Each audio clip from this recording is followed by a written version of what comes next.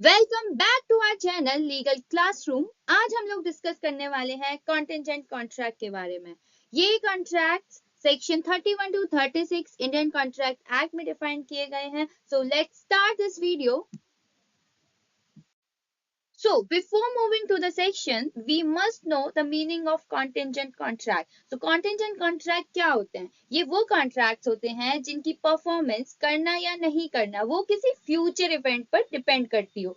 वो future event इसी contract के क्या होता है? कोलेट्रल होता है। वो फ्यूचर इवेंट हैपन होता है या नहीं होता, इसके ऊपर हमारी परफॉर्मेंस डिपेंड करती है कॉन्ट्रैक्ट की। सो उसको हम कॉन्टिजेंट कॉन्ट्रैक्ट बोलते हैं। एग्जाम्पल, ए एंड बी दोनों के बीच में कॉन्ट्रैक्ट हुआ कि ए बोलता है कि मैं तुम्हें 10,000 रुपए पे करूंगा जब बारिश होगी। बारिश होगी तो ए 10,000 रुपए पे करेगा। ये क्या है हमारा? ये ए का परफॉर्मेंस डिपेंड करता है फ्यूचर इवेंट पर, दैट इज कि बारिश होगी। बारिश होगी तो 10,000 पे करेगा, बारिश नहीं होगी तो 10,000 पे नहीं करेगा। इस ऐसे ही हमारी स्लाइड में एक एग्जाम्पल शो हो रहा है कि ए कॉन्ट्रैक्ट करता है बी से कि मैं तुम्हें 10,000 रुपए पे करूंगा जब बी का घर जलेगा। बी का घर जल जाता है तो वो 10,000 रुपए पे करेगा। तो यहाँ पे फ्यूचर इवेंट क्या है? बी का घर जलना। हो सकता है बी का घर जले या हो सकता है बी का घर नहीं जले। तो ये डिपेंड करता है हमारा जो ये घर का जलना है वो ए की परफॉर्मेंस को मैटर करता है कि ए की परफॉर्मेंस कब होगी? जब ये फ्यूचर इवेंट हैपन होगा।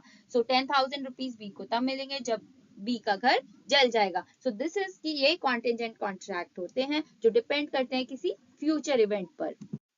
सेक्शन 31 डिफाइन करता है कॉन्टिजेंट कॉन्ट्रैक्ट के बारे में। सेक्शन 32 क्या बताता है? सेक्शन 32 बात करता है enforcement of contract contingent on an event happening. Contract जो है कॉन्टिजेंट कॉन्ट्रैक्ट तभी एनफोर्सिबल होगा जब हमारा इवेंट जो फ्यूचर अनसर्टेन फ्यूचर इवेंट है वो हैपेंड हो जाएगा। जब अनसर्टेन फ्यूचर इवेंट हो जाएगा तभी हमारा कॉन्टिजेंट कॉन्ट्रैक्ट एनफोर्सिबल होगा। इन केस जो अनसर्टेन फ्यूचर इवेंट है वो किसी भी रीजन की वजह से इम्पॉसिबल हो जाता है, उसकी परफॉर्मेंस इम्पॉसिबल हो जाती है, तो हमारा जो कॉन्टिजेंट कॉन्ट्रैक्ट है उसकी परफॉर्मेंस भी क्या हो जाएगी? वॉइड हो जाएगी। अब वो कॉन्ट्रैक्ट भी परफॉर्म नहीं होगा बिकॉज हमारा जो कॉन्ट्रैक्ट था वो डिपेंड कर रहा था अनसर्टेन फ्यूचर इवेंट पर एंड वो अनसर्टेन फ्यूचर इवेंट अब इम्पॉसिबल हो गया है उसकी परफॉर्मेंस। सो हमारा कॉन्टिजेंट कॉन्ट्रैक्ट भी क्या होगा? अनएनफोर्सिबल एंड इट बिकम्स वॉइड। इसका एग्जाम्पल है कि ए जो है वो कॉन्ट्रैक्ट करता है बी के साथ कि मैं आपका हॉर्स खरीदूंगा। ए बोलता है कि बी से मैं आपका हॉर्स खरीदूंगा जब ए जो है वो सरवाइव करता है सी से। ए सी से ज्यादा सरवाइव करता है तो यहाँ पे ये कॉन्ट्रैक्ट परफॉर्म तब तक नहीं होगा, इसका एनफोर्समेंट तब तक नहीं होगा जब तक ए के लाइफ टाइम में सी नहीं मर जाता। सी की डेथ होना जरूरी है ए के लाइफ टाइम में, तभी ए बी का जो हॉर्स है वो खरीदेगा। सो यहाँ पे ये इवेंट जब तक नहीं होगा तब तक हमारा कॉन्ट्रैक्ट भी एनफोर्सिबल नहीं होगा। Section 33 Enforcement of contracts contingent on an event not happening। Section 32 बात करता था इवेंट के हैपन होने के बाद कि हमारा इवेंट होगा तभी हमारा कॉन्ट्रैक्ट एनफोर्सिबल होगा। बट यहाँ पे 33 बात करता है कि इन्फोर्समेंट जो है कॉन्टिजेंट कॉन्ट्रैक्ट की वो डिपेंड करती है जब हमारा अनसर्टेन फ्यूचर इवेंट हैपेंड नहीं होता है। जब वो इवेंट नहीं होगा तभी हमारी जो कॉन्टिजेंट कॉन्ट्रैक्ट है कुछ परफॉर्म करने की या कुछ नहीं परफॉर्म करने की वो तभी होगा जब हमारा ये अनसर्टेन फ्यूचर इवेंट हैपेंड नहीं होता है एंड उसका जो अनसर्टेन फ्यूचर इवेंट है वो हमारा इम्पॉसिबल हो जाना चाहिए, तब ही हमारा कॉन्टिजेंट कॉन्ट्रैक्ट परफॉर्म हम करेंगे या नहीं करेंगे।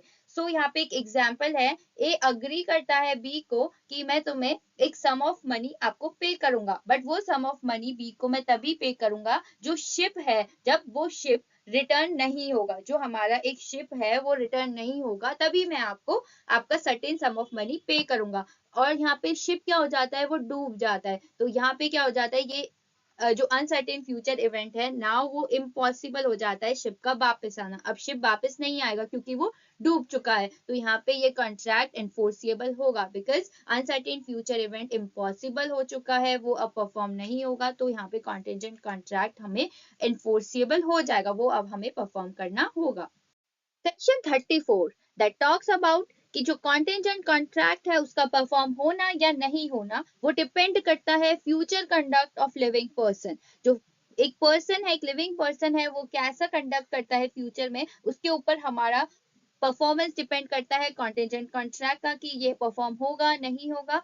सो यहाँ पे एक एग्जाम्पल बोलते हैं कि ए प्रॉमिस करता है बी से कि I will pay you 10,000 rupees जब सी गाना गाएगा एक इवेंट में। बट सी ने क्या करा, एक ऐसा एक्ट किया, उसने कुछ ऐसा कंडक्ट किया, सी ने वो ले ली, शपथ ले ली कि मैं अब साइलेंट रहूंगा, मैं अब कुछ नहीं बोलूंगा। सो अब सी नहीं तो गाना गा सकता, नहीं कुछ बोल सकता। तो यहाँ पे फ्यूचर कंडक्ट था, जो सी का कंडक्ट था, उसने क्या कर दिया, हमारी जो परफॉर्मेंस थी कॉन्टेंजेंट कॉन्ट्रैक्ट की उसको इम्पॉसिबल कर दिया, इनवैलिड कर दिया। सो अब ए एंड बी परफॉर्म नहीं करेंगे, उनकी परफॉर्मेंस इम्पॉसिबल हो गई, इनवैलिड हो गई। Because of what? Because of the future conduct of the C. C ने शपथ ले ली कि मैं अब गाना नहीं गाऊंगा, इस वजह से हमारा जो कॉन्टेंजेंट कॉन्ट्रैक्ट है वो इम्पॉसिबल हो गया। सो यहाँ पे जो कॉन्ट्रैक्ट है वो किस पे डिपेंड करता है?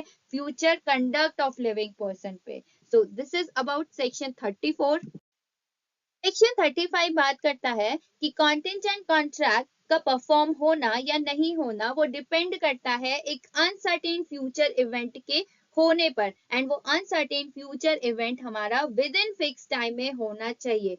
इन केस वो विद इन फिक्स टाइम में नहीं होता है, या वो वॉइड हो जाता है फिक्स टाइम में, या उसकी परफॉर्मेंस हमारी इम्पॉसिबल हो जाती है विद इन फिक्स टाइम में होने की, उस इवेंट के अकर होने की विद इन फिक्स टाइम में वो इम्पॉसिबल हो जाती है, तो हमारा कॉन्टेंजेंट कॉन्ट्रैक्ट क्या हो जाएगा? वॉइड हो जाएगा। सो इसकी नेसेसरी कंडीशन है कि जो हमारा अनसर्टेन फ्यूचर इवेंट है वो फिक्स टाइम में परफॉर्म होना, हैपन होना जरूरी है। उस पे हमारा कॉन्टेंजेंट कॉन्ट्रैक्ट डिपेंड करता है। हम कॉन्टेंजेंट कॉन्ट्रैक्ट तभी परफॉर्म करेंगे जब हमारा uncertain future event fix time में हो जाता है। इन केस नहीं होता है तो हमारा कॉन्ट्रैक्ट क्या हो जाएगा? वॉइड हो जाएगा। एंड द सेकेंड कंडीशन इसमें क्या बोली जाती है, सेकेंड पॉइंट, कि हमारा जो अनसर्टेन फ्यूचर इवेंट है वो विद इन फिक्स टाइम में नहीं होगा, तभी हम कॉन्टेंजेंट कॉन्ट्रैक्ट को एनफोर्सिबल करेंगे, तभी हम कॉन्टेंजेंट कॉन्ट्रैक्ट को परफॉर्म करेंगे। तो यहाँ पे कॉन्टेंजेंट कॉन्ट्रैक्ट का कुछ करना या नहीं करना वो डिपेंड करता है, अनसर्टेन इवेंट जो है वो विद इन फिक्स टाइम में नहीं होना चाहिए। और वो विद इन फिक्स टाइम में कैसे नहीं होगा? या तो हमारा जो टाइम फिक्स्ड है वो एक्सपायर्ड हो गया है, तब तक वो इवेंट हैपन नहीं हुआ है, तब हम उस कॉन्ट्रैक्ट को एनफोर्स करेंगे। सो यहाँ पे बात करता है कॉन्टेंजेंट कॉन्ट्रैक्ट के करने या ना करने वो डिपेंड करते हैं अनसर्टेन फ्यूचर इवेंट का एक फिक्स टाइम में होना या नहीं होना।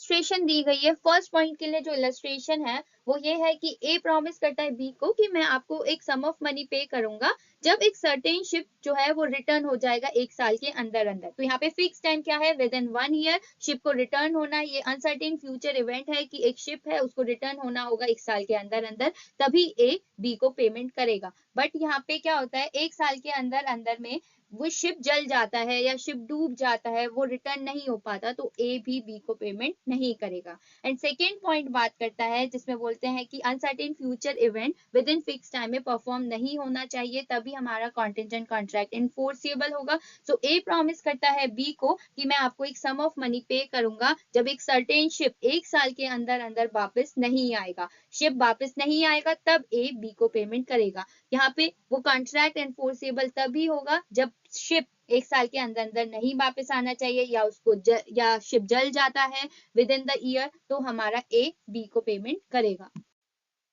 36 agreement contingent on impossible events void. So section 36 बताता है कोई कॉन्टेंजेंट अग्रीमेंट उसकी परफॉर्मेंस करना या नहीं करना वो डिपेंड करती है हमारी अनसर्टेन फ्यूचर इवेंट पर। बट सेक्शन 36 बात करता है कि जो हमारी अनसर्टेन फ्यूचर इवेंट है वो इम्पॉसिबल है at the time of making agreement. जब हम अग्रीमेंट बना रहे हैं, जो अग्रीमेंट की परफॉर्मेंस डिपेंड कर रही है किसी अनसर्टेन फ्यूचर इवेंट पर, और वो अनसर्टेन फ्यूचर इवेंट की उस टाइम पे परफॉर्मेंस ही इम्पॉसिबल है, वो अनसर्टेन फ्यूचर इवेंट होगा ही नहीं। अब इसके बारे में हमको at the time of making agreement parties को पता हो नहीं पता हो ये मैटर नहीं करता, बट ये कॉन्टेंजेंट अग्रीमेंट क्या हो जाएगा? वॉइड होगा।